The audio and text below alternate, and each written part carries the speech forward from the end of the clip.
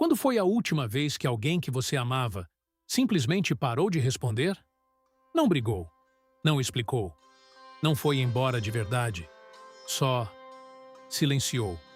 E você ficou ali, relendo mensagens antigas, procurando onde errou, ensaiando o que diria se tivesse outra chance.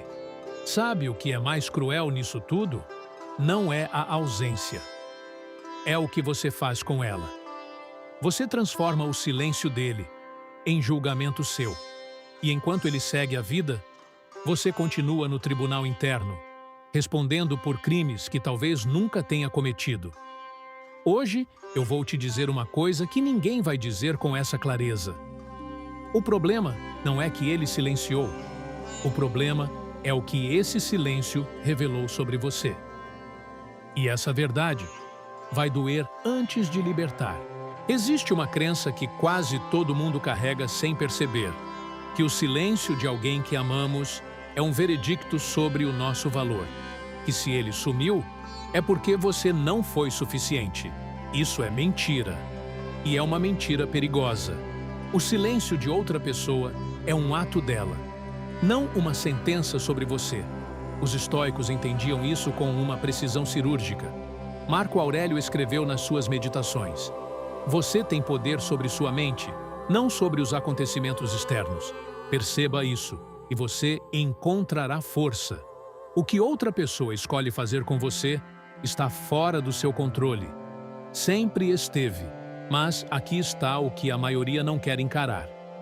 Se o silêncio dói tanto assim, não é porque a outra pessoa tem esse poder sobre você. É porque você entregou esse poder a ela. E a pergunta que fica é mais incômoda do que o silêncio em si. Quando você aprendeu a precisar tanto da validação de outra pessoa para saber quem você é?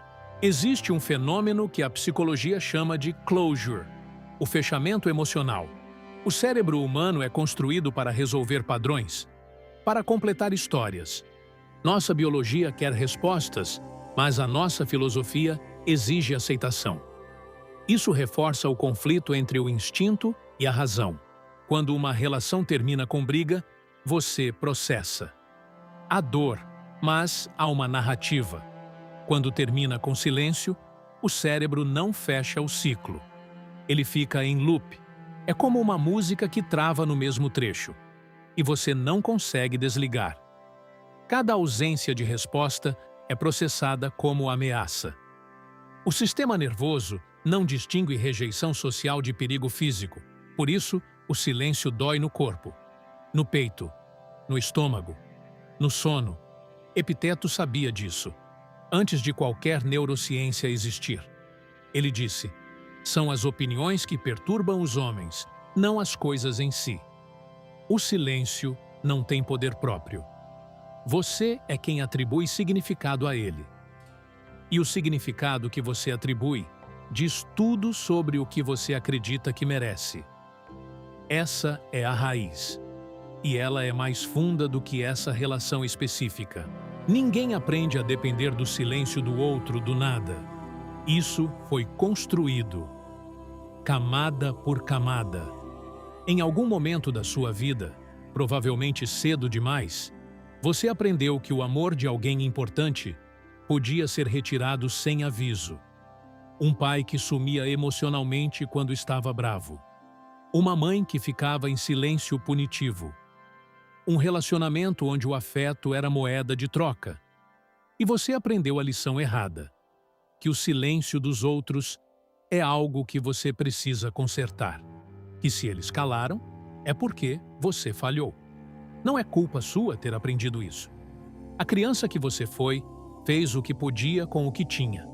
Mas você não é mais essa criança. E continuar operando com essa programação é uma escolha, mesmo que dolorosa, mesmo que inconsciente até agora. Sêneca escreveu: nenhum homem é livre se não é senhor de si mesmo. Enquanto o silêncio de outro ditar o quanto você vale, você não é livre. Você é prisioneiro de uma história que nem é sua. A pergunta não é por que ele silenciou. A pergunta é: Por que o silêncio dele ainda governa você? Existem 5 sinais de que o silêncio do outro não é o problema real. Sinal 1. Você relê conversas antigas, buscando onde errou, não para entender, para se acusar. Marco Aurélio escreveu: se não é certo, não faças. Se não é verdade, não digas. Reler obsessivamente. É um tribunal sem juiz justo. Você é réu e promotor ao mesmo tempo. Sinal 2. Você idealiza o que seria diferente. Se tivesse dito outra coisa. Você revive a cena. Muda o roteiro. E mesmo assim, a dor não passa. Porque o problema não está na cena. Está na crença por trás dela. Epiteto dizia: busca não que os acontecimentos ocorram como queres, mas deseja que ocorram como ocorrem. Sinal 3. Você sente raiva de si mesmo, por ainda sentir. Já faz semanas, talvez meses. E você se condena por não ter superado. A raiva virou para dentro. E isso é o silêncio, virando ferramenta de automutilação. Sinal 4. Você começa a interpretar outros silêncios, com o mesmo peso. Uma mensagem não respondida. Uma pausa numa conversa. Um olhar desviado. O padrão se generalizou. Agora, você espera abandono. De todo lugar. Sêneca foi preciso. Sofremos mais na imaginação do que na realidade. Sinal 5. Você preferiria uma briga. Qualquer coisa. A esse vazio. E isso revela o núcleo de tudo. Você não está apenas sentindo falta da pessoa. Você está sentindo falta da prova de que existe. De que importa. De que vale. E essa fome não vai ser alimentada por nenhuma resposta que ele te dê. Os estoicos não teriam ficado esperando o silêncio acabar. Teriam feito 3 coisas, não fáceis, necessárias. Primeiro, separar o que é seu do que não é. A ação dele não é sua. O significado que você deu é. Isso não é indiferença. É clareza. Marco Aurélio praticou isso a vida inteira num cargo onde o julgamento alheio podia decretar morte. Ele escreveu para si mesmo: receba sem arrogância, abandone sem luta. Aprenda a nomear o que pertence a você e o que pertence ao outro. Isso é o começo da liberdade. Segundo, agir a partir de quem você é, não de quem você precisa que eles vejam. Enquanto você espera que o silêncio dele termine, para voltar a se sentir inteiro, você entregou o governo da sua vida a um ausente. Epiteto era escravo quando formulou isso. Nunca digas sobre nada que o perdi. Diz que o devolvi. A relação acabou. Ou está suspensa. De qualquer forma, o que você faz hoje não pode depender da resposta dele. Terceiro, questionar a crença, não a dor. A dor é real. Não é o problema. O problema é a crença que a dor está confirmando. Que o silêncio prova que você não é suficiente. Questione isso, com seriedade filosófica. Não com afirmações positivas. Com perguntas duras. Essa crença é verdade? Ou é um padrão antigo, disfarçado de verdade? Daqui a 5 anos, onde você quer estar? Ainda relendo mensagens antigas? Ainda entregando seu valor à interpretação do silêncio de alguém? Ou construindo algo que não depende de validação para existir? Essas são as 2 possibilidades reais. Não há caminho do meio, porque o silêncio do outro vai continuar acontecendo. Agora, amanhã, com outras pessoas. A vida é cheia de silêncios.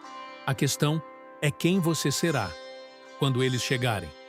Marco Aurélio, que governou um império e perdeu filhos, amigos e aliados, sem nunca ter sido poupado pela dor, escreveu: muito pouco é necessário para se ter uma vida feliz. Está tudo dentro de você mesmo, em seu modo de pensar. Não é otimismo. É a arquitetura interna. É a construção diária de um eu, que não desmorona, quando o outro silencia. Essa construção não tem dia fácil. Não tem ponto de chegada. Ela se faz agora, e amanhã, e no próximo silêncio que vier. A escolha é sua. Sempre foi. Se esse vídeo chegou onde precisava chegar, deixa o like, não como gesto automático, mas porque o algoritmo leva conteúdo como esse para pessoas que estão precisando ouvir isso agora. Pessoas que talvez não saibam nem que precisam. O seu like pode ser o que coloca esse vídeo na frente de alguém, no pior dia da vida dele. Se você ainda não está inscrito no canal, inscreve-se. Essa conversa não termina aqui. A cada semana, nós voltamos para mais uma camada do que significa viver com integridade num mundo que não facilita isso. E antes de fechar esse vídeo, responde uma coisa nos comentários. Apenas uma frase. Qual foi o silêncio que mais te formou? Como pessoa, não precisa de contexto. Só a frase. Fico esperando. Até o próximo. Fique forte.